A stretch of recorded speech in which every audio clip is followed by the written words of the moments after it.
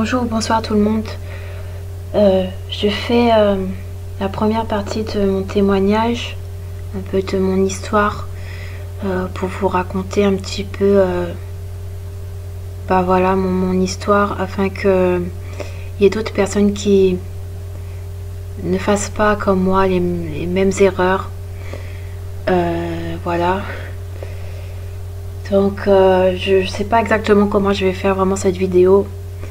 Parce qu'il y a beaucoup de pour mon ressenti, enfin par rapport à mon ressenti, tout ce que je peux ressentir de mauvais, comme la souffrance, la peine, la colère, beaucoup de choses en fait dues à tout ce qui a pu m'arriver, tout ça. Mais je pense que c'est important de voilà aussi dire mon témoignage. Donc je suis née le 20 juin 1999 et mes parents n'étaient pas mariés. Ma mère était avec mon père et elle l'a rencontré après être tombée enceinte de ma grande sœur d'un autre homme.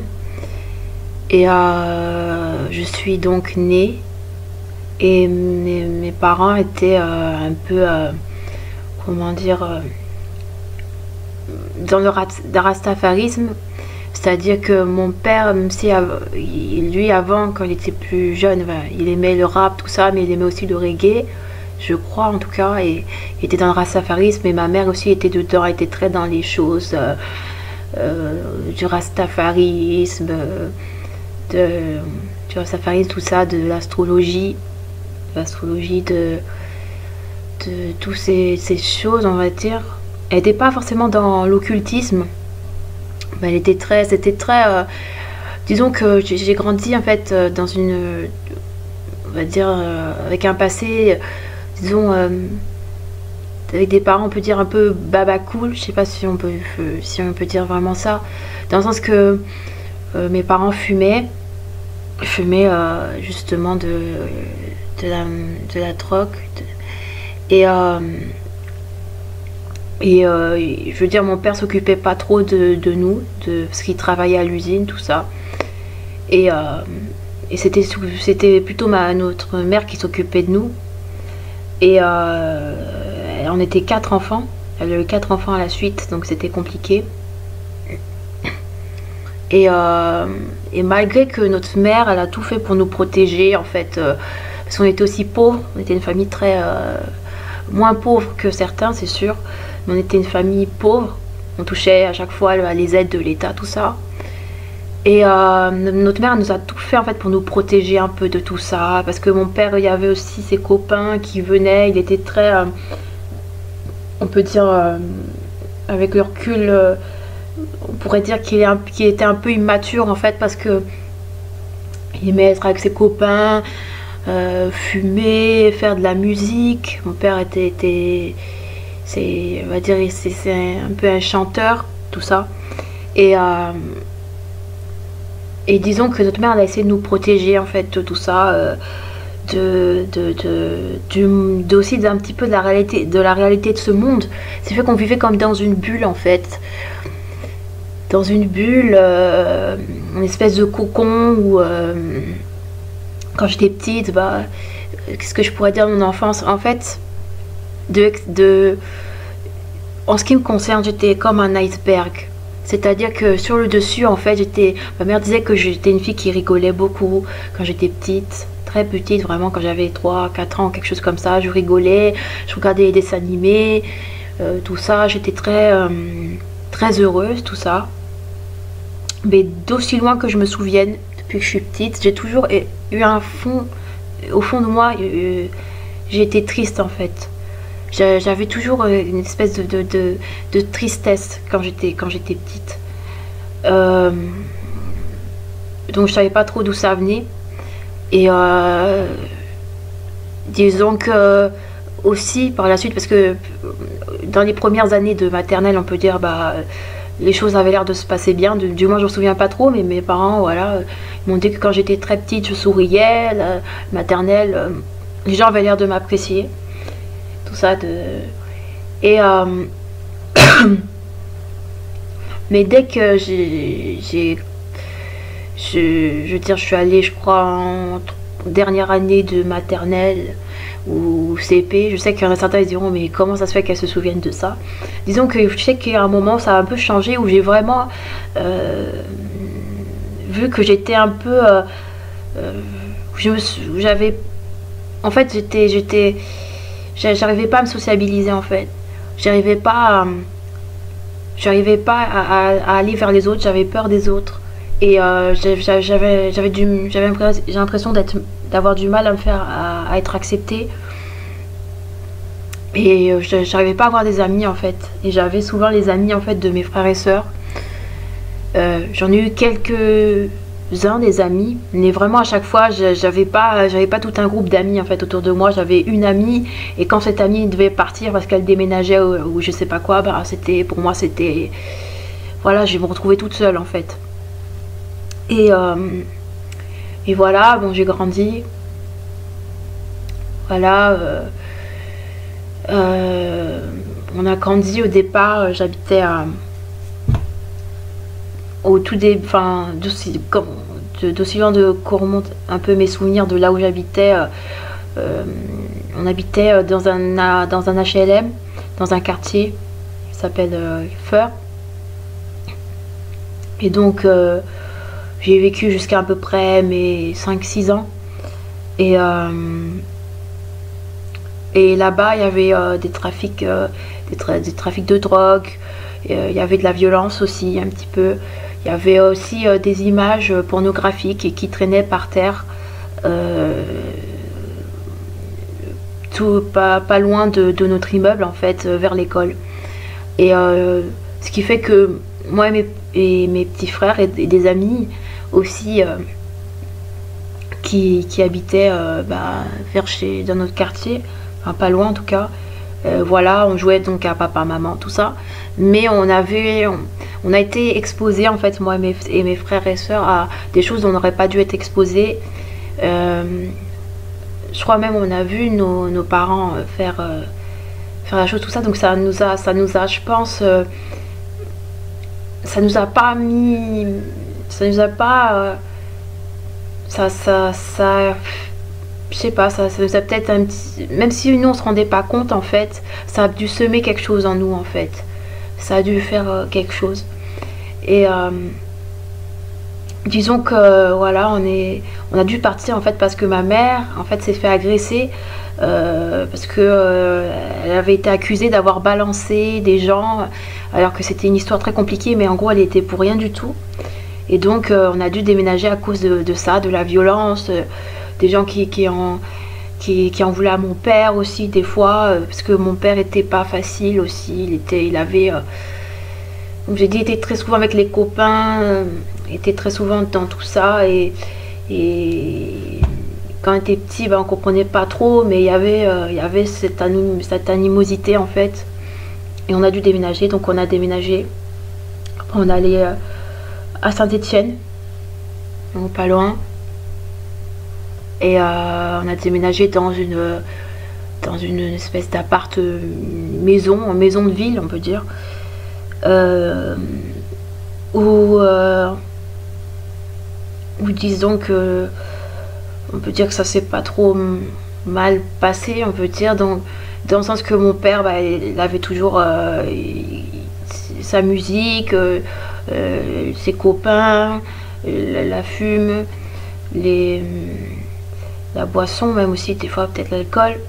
Et disons que moi quand j'étais petite, j'étais une fille très très introvertie et très égoïste en fait.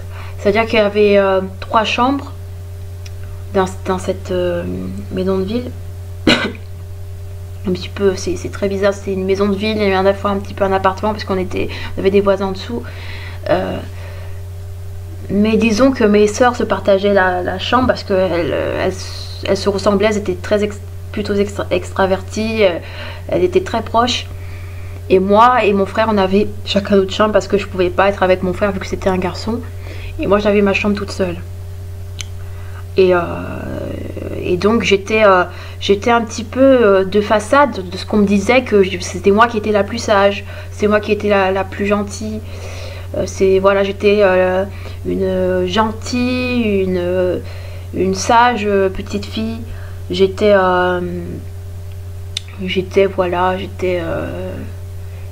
connue pour être voilà introvertie aussi, être très artistique, être voilà celle qui sera une artiste voilà dans la famille, je ne sais pas.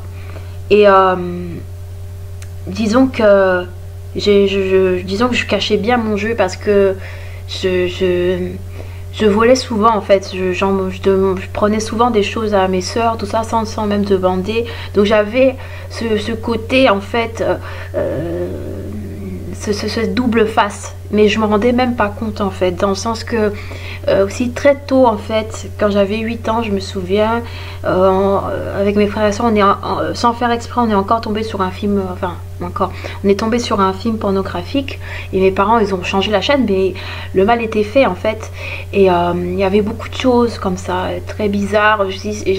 C'est aussi à cette époque, enfin, il y a une époque, je crois, avant même qu'on déménage, je crois, j'avais vu Harry Potter et j'étais tombée un peu amoureuse, on veut dire, de l'acteur et je commençais à faire des choses bizarres, mais moi-même que je comprenais pas, enfin que je savais pas parce que voilà, j'étais petite, donc je me masturbais tout ça, mais je savais pas que déjà ça s'appelait comme ça et je savais pas que je comprenais pas trop ce que je faisais et pourquoi tout ça, mais je le faisais. Et ça me faisait du bien, donc je me disais voilà. Et puis surtout le soir en fait, souvent j'avais peur et c'est ce qui me calmait en fait, c'est ce qui me calmait. Et à 8 ans aussi, ce qui a fait aussi, c'est que à 8 ans c'est là que les hormones, on va dire, ont commencé à se faire voir, on va dire, parce que j'ai été précoce en fait, mes seins ont poussé très très tôt, j'ai tout ça, et j'étais voilà une enfant précoce. Donc j'avais en plus que j'étais introvertie, que j'arrivais pas à me faire des amis.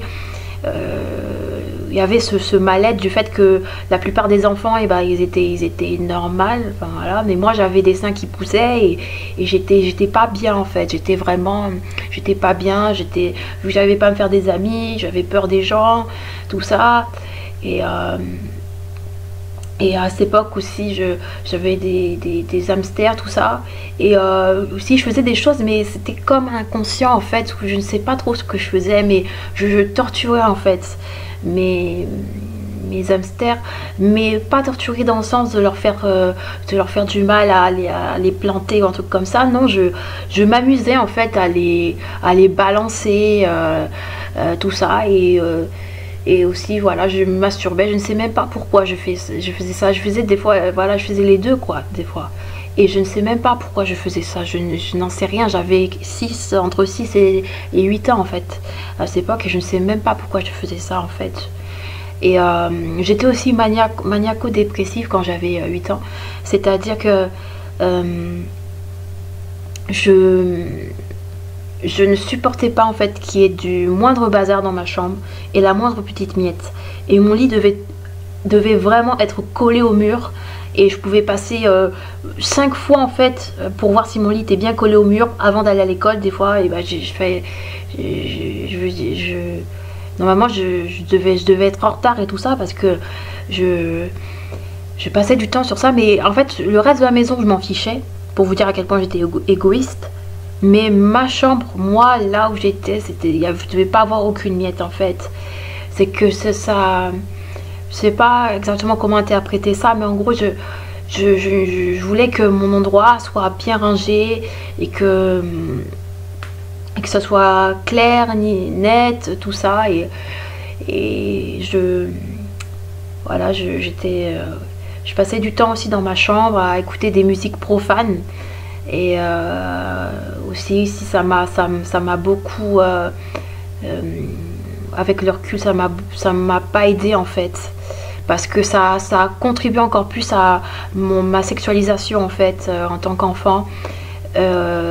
plus que tout ce qu'on voyait à la télé avec mes frères, avec mes soeurs aussi. On voyait les clips, tout ça. On avait des magazines avec des photos des Pussycat Dolls, des filles donc en petite tenue, alors qu'on avait quoi, 8 ans, 10 ans, non, 9 ans pour ma grande soeur, et ma petite soeur elle avait peut-être 6-7 ans, quelque chose comme ça. Et à la radio j'entendais des choses, donc moi je comprenais pas.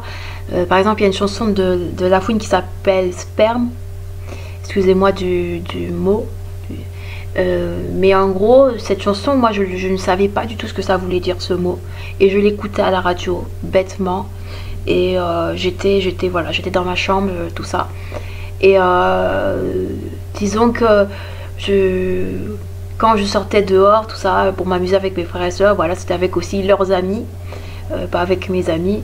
Et je sais qu'en tout cas à 8 ans, c'est là que j'ai commencé à manifester en fait la dépression aussi, et que j'ai commencé à être un peu, comment dire, ma mère elle était fan de rock, et quand j'ai eu 8 ans, elle s'est un peu rebellée contre mon père, parce que mon père n'agissait pas bien, peut-être envers elle et tout ça, et elle mettait une musique des Def Leppard, tout ça, et on avait chanté avec elle dans la cuisine, tout ça, en mode rébellion, alors que nous on ne savait même pas c'était quoi ce groupe, on était, on savait, voilà, on se rebellait, on trouvait ça marrant en fait, on était avec notre mère, tout ça. Et moi je sais que j'avais dans mes tenues vestimentaires, il y avait des t-shirts un petit peu qui faisaient rock, tout ça, et je commençais voilà, à mettre des chaînes autour de mes pantalons, tout ça, alors que c'est même pas une question de mode en fait, je crois, mais je ne sais pas. Je sais pas trop, et j'avais aussi auparavant, même quand j'avais 6-8 ans, hein, donc j'avais des vêtements qui n'étaient pas appropriés en fait à mon âge. Je n'en veux pas à ma mère, voilà, parce que voilà, en fait vu qu'on n'était pas très riche, en fait on nous donnait des vêtements, voilà, on n'en achetait pas trop en fait, on nous donnait des vêtements, et les vêtements on les recevait, je sais pas, un peu de la famille, tout ça. Des vêtements qui étaient plus peut-être, je pense plus pour adolescente, et que c'était des vêtements qui étaient pas appropriés pour mon âge, et moi j'aimais ça parce que j'aimais ces vêtements, parce que je ressemblais à mes idoles, je ressemblais à tout ce que je voyais, à toutes ces filles dans les clips sexy, tout ça, mais moi à cette époque je comprenais pas en fait, j'avais 8 ans, 6-8 ans, j'étais en mode ah c'est cool et tout ça. Et donc après j'ai fait ma dépression, tout ça, mais j'ai été diagnostiquée dépressive à 10 ans en fait, par un psychologue. Et avant de déménager, donc j'ai fait une séance avec le psychologue pour être diagnostiquée, mais après j'ai déménagé en campagne.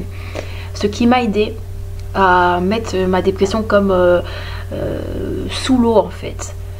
Comme je vous ai dit par rapport à l'histoire de l'iceberg, et par rapport au fait que quand j'étais petite, c'était ça, j'avais cette tristesse en fait. D'aussi loin que je me souvienne, depuis que je suis petite, j'avais cette tristesse. Et c'était vraiment au fond, c'est comme si c'était un truc qui était sous l'eau, et puis il y avait l'iceberg qui était moi, qui était en dehors, et je souriais, tout ça. Là c'est pareil, ça a un peu recommencé. Là ça a commencé à sortir, la dépression. Voilà, parce que j'étais en fait j'étais seule. Je me sentais pas acceptée.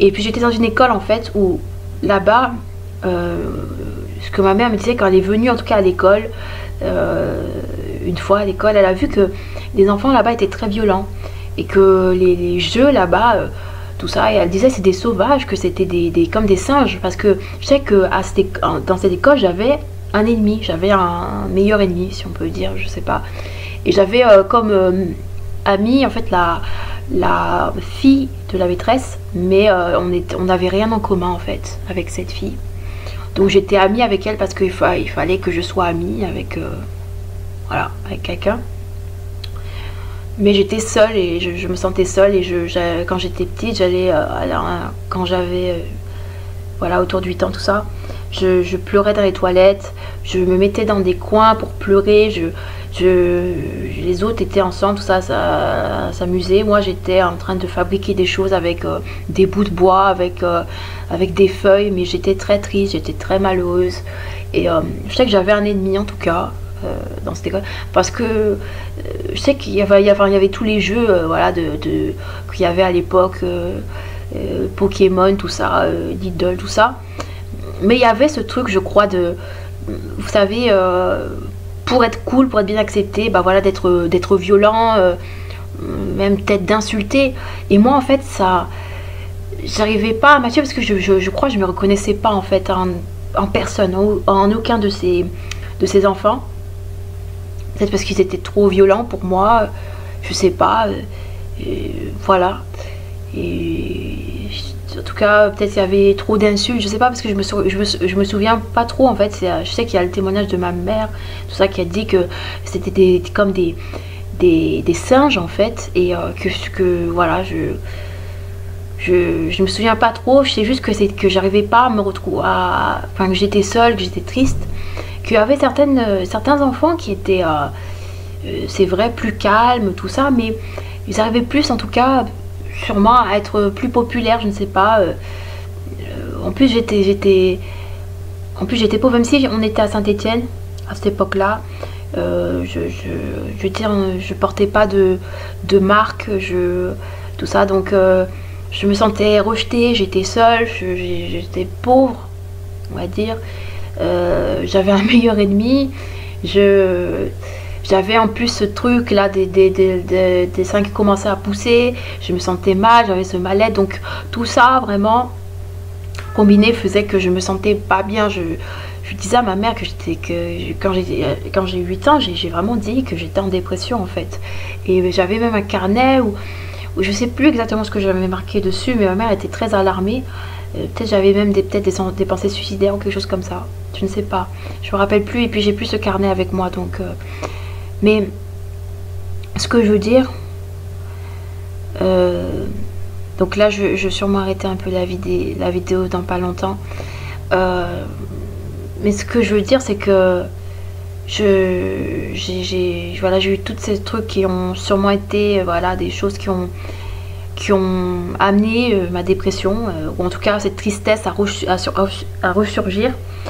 Et donc quand je suis allée en campagne, bah ça s'est un petit peu mis sous l'eau, voilà, c'est un petit peu retombé, parce que il y avait justement la campagne, le fait que voilà, on voit les animaux, la verdure, le soleil, tout ça. Même si on était dans une maison qui était un petit peu, qui n'était pas vraiment conforme vraiment aux normes et tout ça, et on était toujours pauvres, alors que là-bas à la campagne il y avait quand même plus de riches, mais les gens en fait les personnes là-bas, les collégiens là-bas étaient bien plus calmes, c'est sûr, bien plus calmes, bien plus peut-être même bien plus respectueux, tout ça. Et voilà, et au départ, pareil, quand je suis arrivée là-bas au collège, je connaissais personne. Il y a des filles quand même qui sont venues vers moi.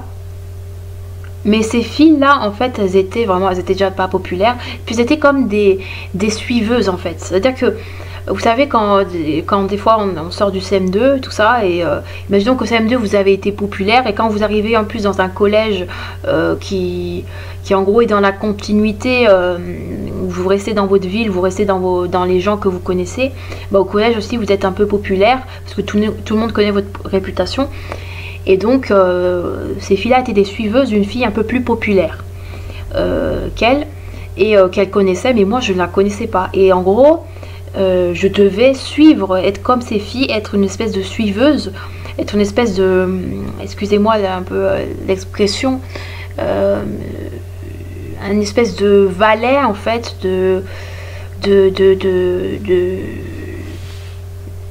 vraiment de serviteur, on va dire, envers cette fille qui est un peu plus populaire, alors que je la connaissais même pas. Et j'ai refusé, parce que malgré que j'étais seule, que j'étais un peu introvertie, timide, on va dire, dans mon coin, j'avais peut-être ce minimum de fierté. Comme je vous ai dit, voilà, j'étais très égoïste et sûrement très orgueilleuse aussi. Et voilà, et j'ai préféré être seule en fait, plutôt qu'être une espèce de plutôt que de suivre en fait. Et ces filles là, vu qu'elles avaient elles étaient quand même dans un clan et que voilà, elles n'étaient pas toutes seules, et bah ce clan là se moquait de moi beaucoup, voilà, se moquait de moi, et donc j'étais toute seule, voilà, et